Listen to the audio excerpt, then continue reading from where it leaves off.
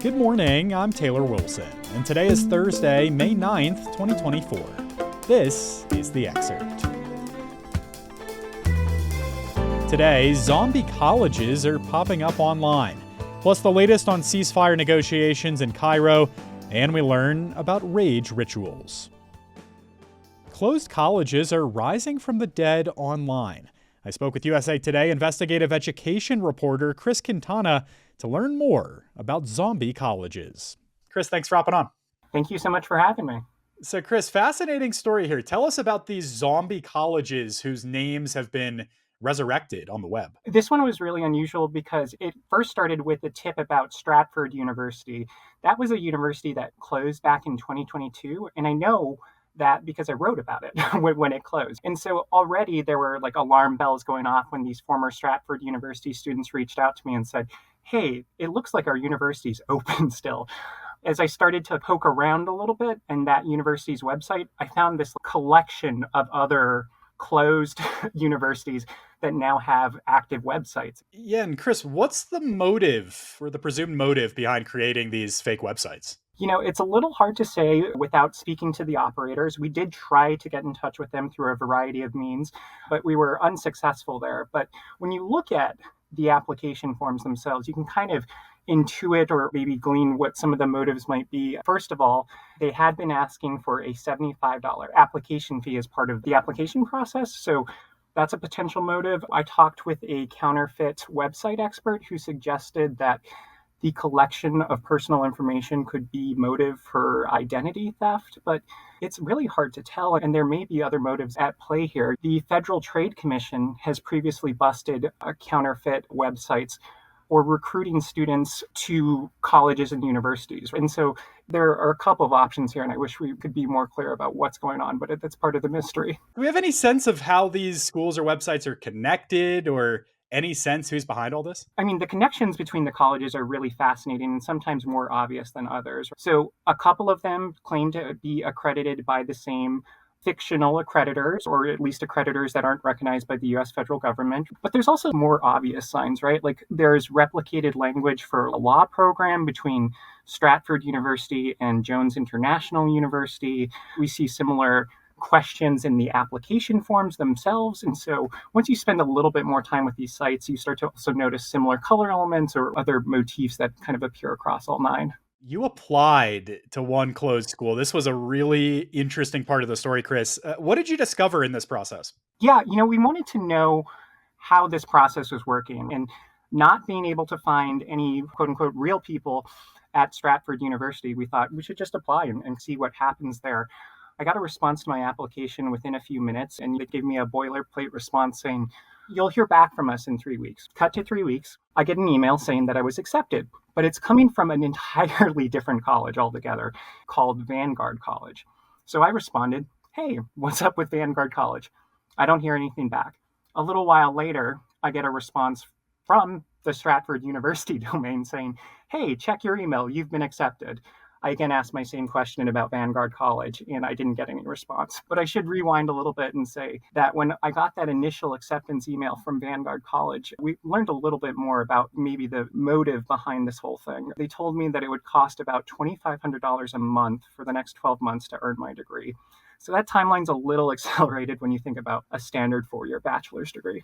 So how successful have regulators been at fighting back against these, and what challenges exist here? Part of the challenge here is these universities have closed. And the way that American copyright law works is you need an active business to sue on its behalf. And because these are closed, it raises the question of who can actually sue on the behalf of a closed university if there aren't foundations or other entities attached to it. The other challenge is just figuring out who is behind these applications. Law enforcement can get that info, but it's not available publicly necessarily. In North Carolina, for example, there's King's College in Charlotte. The past president had raised this complaint and said that he tried to reach out to law enforcement to get it addressed. The Attorney General's office told us that they were continuing to investigate, but that website's still up. So it's hard to say. And finally, what tips can you give folks for spotting some of these zombie colleges online? One trick I like is to always check their address on Google Maps. You can usually see if it's an active university from there. I also always try to implore people to check the URL. You can tell it's a legitimate institution if it has a .edu, because these days that domain ending is pretty much reserved for only accredited colleges. And those are colleges that can receive federal financial aid. And there's a variety of quality checks in place as part of that too. All right. Chris Quintana is an investigative education reporter with USA Today. Great work on this story. Really interesting time. Thanks, Chris. Thanks so much for having me. President Joe Biden vowed publicly for the first time to withhold weapons from Israel if its forces make a major invasion of Rafah. He told CNN yesterday, quote, "I made it clear that if they go into Rafah, I'm not supplying the weapons," unquote. Biden also acknowledged that U.S. weapons provided to Israel have killed civilians in Gaza. Israel continued tank and aerial strikes on southern Gaza after moving in via the Rafah border crossing earlier this week. Meanwhile, ceasefire talks continue in Cairo. Hamas said late yesterday that it would not make any more concessions to Israel in the talks. On Monday, Israel declared that a truce proposal approved by Hamas was unacceptable. The U.S., though, said Tuesday that Hamas had revised its ceasefire proposal, a revision that could overcome an impasse. A new set of COVID-19 variants nicknamed FLIRT, that's F-L-I-R-T, has been detected in wastewater surveillance, according to data from the Centers for Disease Control and Prevention. From April 14th through April 27th, the variant labeled KP.2 made up about 25% of the cases in the United States, according to the CDC.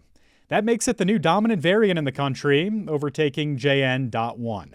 Megan L. Ranney, dean of the Yale School of Public Health, told WebMD that FLIRT has some concerning features like changes in the spike protein, which play a role in helping the virus colonize the body and make people sick. According to the CDC, less than a quarter of American adults reported having received an updated 2023-24 COVID vaccine since September of last year. Some women are paying big money to scream and smash sticks in the woods.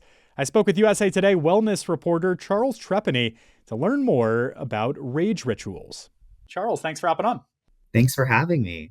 So, Charles, let's just start here. What exactly is a rage ritual? So I honestly think about it as similar to like a rage room, which, if you're not familiar, people pay money to go into a room, wear a helmet and everything, and like smash things.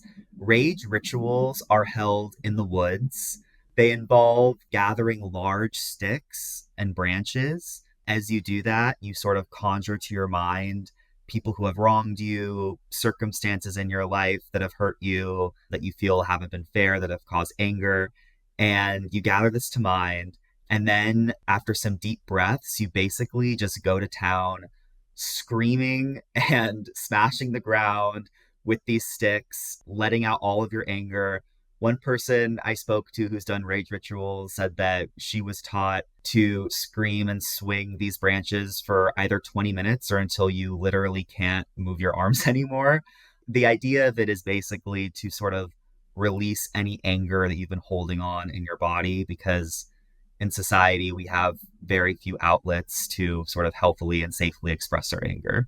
Yeah, interesting stuff. So what do folks who have gone through these rituals say about their experiences? One person I interviewed, her name is Kimberly. She's a cybersecurity engineer. She said it was life-changing, and she's done it 3 times, and that each time has been very, very different. She does it in a group of women, and that people have different experiences. Some jump right into the screaming really easily. Others, I guess, need more time to kind of warm up and get used to the idea. What was interesting to me was that her first rage ritual she did shortly after her divorce, and she expected anger at that to be the thing that she would really release during this rage ritual, anger at her ex-husband. And what actually came up for her, really surprised her, was this like really deep grief and sadness. She witnessed the death of a friend when she was a teenager, and she never realized that she was still holding on to that grief, that she never expressed it. And so the rage ritual gave her an opportunity to like let this out. Yeah, so what do mental health professionals say about this practice? I interviewed a therapist about this. She wasn't opposed to the idea. She's all for letting go of anger, letting go of negative emotions in healthy ways.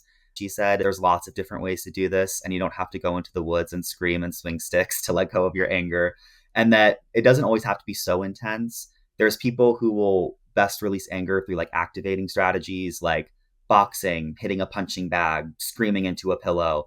And then there's people that might let go of their anger more gently through soothing strategies like going for a walk, listening to calm music, taking deep breaths, letting things go in that way. Also, rage rituals can be a little bit expensive.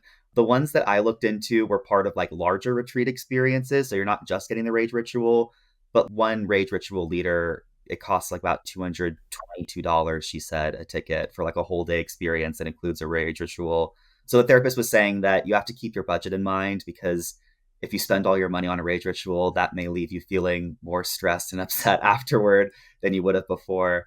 But it's sort of whatever healthily and safely gets you to feel better. You know, we've talked a lot about women taking part in these specifically. Why do rage rituals especially resonate with women? That was something that really stood out to me when I was looking at this on social media. I saw a TikTok video of a rage ritual, and all of the top comments were from women saying how moving it was, how powerful it was, how they started crying watching this. And one of the rage ritual leaders, Mia Banducci, told me that her rage rituals are often sought out specifically by women. And I talked to her about this, and she was saying that there are certain expectations for men and women in society in terms of handling emotions. She said on the flip side, men often are told to like repress their sadness, repress their vulnerability. And so it can be really healthy for men to cry and let that out. On the other side, women, she said, are often taught to not get angry, not be confrontational, not be combative. And so it's good for them to scream and let out their anger. Charles Trepani covers wellness for USA Today. Great story here. Thanks, Charles. Thank you. The Olympic flame reached Marseille yesterday, 79 days before the Paris Games opening ceremony. From Marseille, the torch will continue on an 11-week odyssey across France and to French overseas territories in the Caribbean and Indian and Pacific Oceans. As part of the traditional Olympic torch relay, some 10,000 torchbearers will carry the flame before reaching Paris in late July for the ceremony. Be sure to stay tuned to the excerpt later today as my co-host Dana Taylor is joined by Dr. Leah Orchanik, a pediatric psychologist, to talk about how the largest and most digitally connected generation in history is navigating the world's biggest challenges. You can find the episode right here beginning at 4 p.m. Eastern Time. Thanks for listening to The Excerpt. You can get the podcast wherever you get your pods, and if you're on a smart speaker, just ask for The Excerpt. I'm Taylor Wilson, back tomorrow with more of The Excerpt from USA Today.